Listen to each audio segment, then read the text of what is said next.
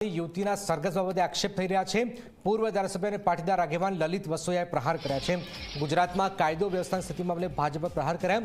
ધારાસભ્યને રાજી કરવા સરઘસ કાઢવાનો પણ વસોયાએ આરોપ કર્યો છે।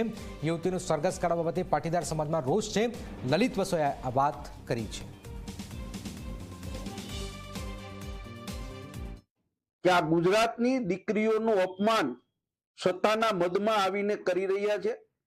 પાટીદાર સમાજની અંદર રોષની લાગણી છે અને દુઃખ પણ એ વાતનું છે કે જે લોકો ભારતીય જનતા પાર્ટીનો ખેસ પહેરીને બેઠા છે એ લોકો આ બનાવ છે એ કાયદા અંતર્ગત આવે છે અને કાયદેસર કર્યું છે। અરે ભાઈ, કાયદેસર કર્યું હોય તો તમે ભૂપેન્દ્ર ઝાલાની રવેડી કાઢો, એલડીઓ ના ધંધારથી પકડે છે એની રવેડી કાઢો, બિનકાયદેસર ખનીજ ચોરી કરે છે એની રવેડી કાઢો, ગુનેગારોને છાવરો છો અને એક નિર્દોષ પાટીદાર સમાજની દીકરી ઉપર તમે આ ટાઈપનું કરો છો રિકન્સ્ટ્રક્શનના નામે। દુઃખદ બાબત છે। પાટીદાર સમાજ તમને ક્યારેય માફ નહીં કરે।